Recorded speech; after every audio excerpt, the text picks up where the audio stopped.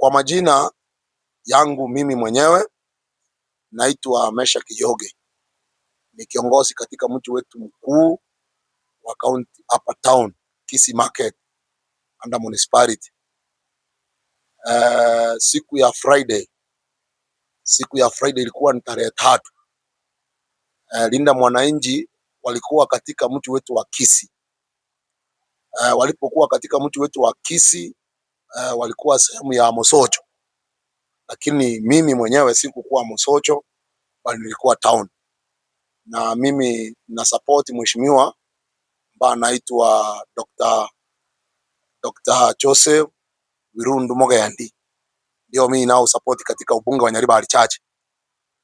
Walipofika katika mji wetu wa Kisii town, walifanya mkutano yao vizuri, ukaisha vizuri, wakakuwa wameondoka. Nami pia tukakuwa pamoja na wao, tukajoin pamoja kwa sababu tukakuwa supporters wale wa Wirundu, tukatoka pamoja.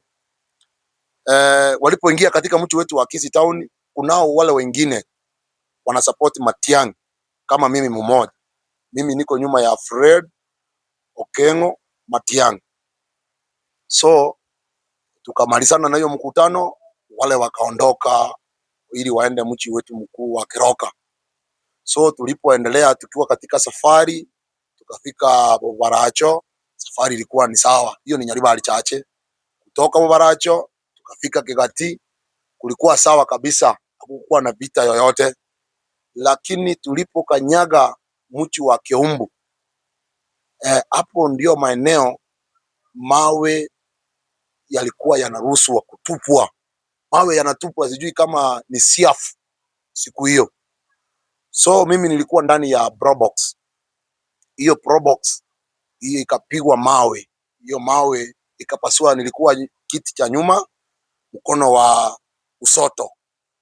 Ilipopigwa mawe, hiyo kioo ya nyuma ikatoka hivyo, ukiangalia katika macho niko na injuries. Hizo vioo zilinidunga dunga hapo kwa macho, ziliniumiza hadi meno. Ile mawe penye ilinipiga hapa niliumia. So ile gari nilikuwa haikusimama, ikaendelea kabisa. Ndiposa wakanichukua katika hospitali yetu kwa hapo Keroka. Nikasonwa huko, nikatengenezwa vizuri, na ndiposa nikakuja kufuatilia yale maagizo daktari aliniambia, nikaja level 5 kuangaliwa kama macho iko na ile vioo, lakini haikukuwa na hiyo vioo. So ninashukuru Mungu kwa hiyo siku. Lakini katika Nyaribari Chache tumewahi kuwa na viongozi. Tumewahi kuwa na viongozi. Tumeongoza kwa muda kutoka tupate uhuru katika Kenya letu. Tumewahi kuwa na Nyamweya, tumewahi kuwa mbunge wa Nyaribari Chache. Tukacha pia tukawa na mbunge ambao anaitwa Omanga. Naye akatuongoza kwa miaka yake, akawa ameondoka. Tukaja tukampata pia Simeon Nyachae. Hapa hakuna vita yoyote, hakuna chuki. Simeon Nyachae pia akatuongoza kama miaka 15. Yeye pia akaondolewa na Monda. Hakuna vita. Hatukuwa na vita yoyote. Na Monda akaongoza miaka 5. Na yeye pia akaondolewa, na hapa katikati akaondolewa na mheshimiwa Bichage kwa miezi michache. Itakao kuwa kama miezi kama 7. So huyo mheshimiwa Tongi akachukua kesi, akamshinda kupitia kesi. Lakini huyu Bichage hakuruhusa mawe ama auwe watu wa Tongi, ama Tongi auwe watu wa Bichage. Akamshinda kesi, wakacha wakapigwa kura. Tongi akawa ndio mbunge. Tongi ametuongoza kwa miaka 10. Yeye amemaliza vizuri. Na yeye wakati aliondolewa mamlakani, aliondolewa na Sahiri Janda. Sahiri Janda alipomuondoa, sasa Sahiri Janda ndiye amekalia. So ninauliza hivi, watu wetu wa Nyaribari Chache, katika viongozi wote wenye wameongoza wa Nyaribari Chache, mnapoangalia hawa wote wenye wamepigania uongozi walikuwa ni watoto wetu wa Nyaribari. Hawajawahi umiza watoto wetu wa Nyaribari. Lakini sisi watoto wetu wa Nyaribari wanatumika kwa kuumiza watoto mandugu zao, madada zao, mandugu zao, na kuharibu uchumi yetu kama watu wetu wa Nyaribari Chache. Ukiangalia kama Keumbu, uchumi ya biashara imefanya nini? Imeisha. Ni kwa sababu gani? Kwa sababu ya vita ambapo hatuvielewi. So mimi nataka kuambia watu wetu wa Nyaribari Church, ikiwa mtu anasapoti huyo mheshimiwa Said jana, wacha msapoti kwa amani. Ikiwa kuna mheshimiwa mimi nasapoti Birundu, ni msapoti kwa amani. Na sapoti Birundu katika ubunge na katika urais, mimi na sapoti Daktari Fred Okengo Matiang'i.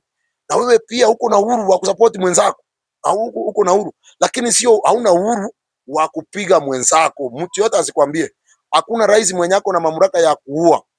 Only hii kuua, maanake hata damu ya ile yenye ilimwagika katika mtu wetu wa Keumbu inalilia wale ambao walioipiga. Hii damu yangu iliyomwagika, mimi najua haikumwagika tu hivyo, lazima italipwa na lazima malipo yake ni baadaye. Mungu mwenyewe anajua venye analipisha. So mimi nashukuru watangazaji wenzangu wenye wamekuja kwangu, hapa ni kwangu nyumbani, na mmekuja kufuatilia wale watu waliopigwa siku hiyo. Mimi ni mmoja wao, lakini mimi naomba Kisii County na Nyaribari Chache na kote ulimwengu tuwe na amani, tusikawe na chuki ya siasa. Siasa ni kitu inakuja kwa miaka 5 na hakuna kiongozi atakao kalia mamlakani milele.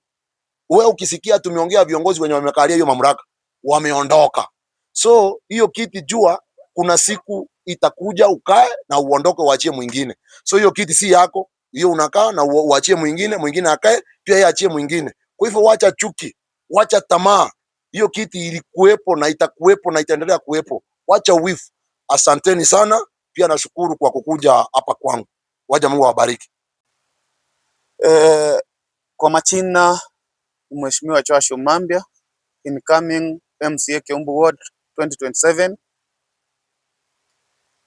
Ilikuwa on Friday, ilikuwa tarehe 3. Tuliamka asubuhi, tukatoka hapa mji wetu wa Keumbu tukielekea pale Musocho, tukaenda tukafika pale vizuri. Kutoka pale sisi tulikuwa timu Linda Mwananchi, hiyo inaongozwa na mtoto wetu Sifuna, ikiwa ndani chini ya uongozi wa wale ambao wanaenda kuingia kujoin mtoto wetu, our son from our region, from our Kisii region,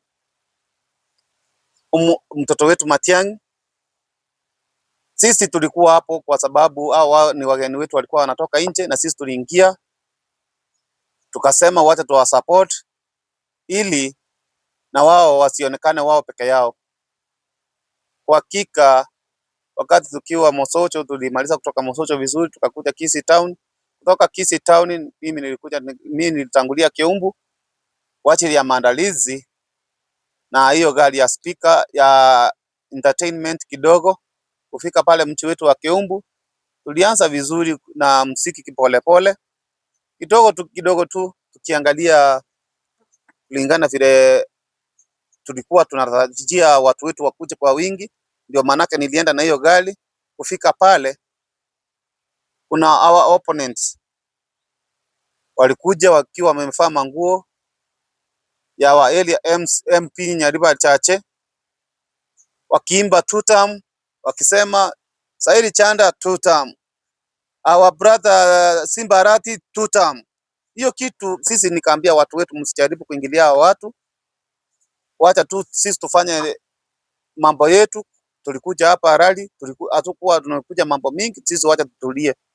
Sasa wakati tumetulia, kuna hiyo gari kubwa yetu yenye ilikuwa na speakers yenye ilikuwa inatoka Kisii Town, vile iliwasili hapo kwa stage, hao watu hawa kina mama wakaanza mawe. Vile walianza mawe, mimi nilijipata nimepaki hapo mimi peke yangu. Kidogo nikiangalia kwa hiyo side ya ng'ambo hiyo karibu na polisi, nikaona polisi pale. Nikajaribu kukimbia pale ili nipate usaidizi kutoka hiyo side, kutoka side ya polisi. Sikuweza kufanikiwa. Nilichapwa mawe, nikapasuliwa kichwa, hata hapa mapua, na mwili yangu yote inaumia. Ile kitu ambao mimi niliona pale kidogo, askari bwana OCS akakuja. Vile alikuja hapo sijui vile alifanya au watu wakatoroka. Ndio mtu wetu mmoja akakuja kaniokota pale, wakaniweka kwa pikipiki, wakanikimbiza hospitalini. Nikaenda kupata huduma. Kutoka before nifike sasa vile tumetoka hapo, nikaenda nikatipiwa kesho yake. Nikakuja nikaandikiza report.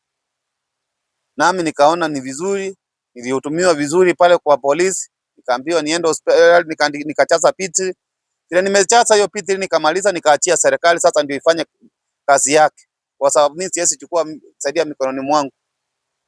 Kitu ya kusangaza sana watu wetu, ilikuwa on Monday, watu wamepelekwa kotini, faili ikakosekana, watu wakafunguliwa. Mimi nikikuwa kwa njia, nikikuja nyumbani nimepatana na mmoja wao wa wale watu ambao walikuwa wanafanya hiyo kitendo, wananijua. Sasa wameanza tena vitisho kwetu. Sasa mlifikiria hapo ni tulienda kukufa? Kwa kusema ukweli, mtoto wetu amekufa kuhusu hii maneno, na sisi tumeumia, na hao watu wamefunguliwa tena, wamekuja kututishia. Ukweli hii Kenya tuko na haki kweli? Kama sisi wanyonge tutakimbilia nani? Sisi tuliachia serikali ifanye kazi yake, na hao watu bado wamerudi kwetu, tunaishi nao, tunasea na wao, bado still wanaendelea kututishia. Mimi nauliza, je, hii ni ungwana?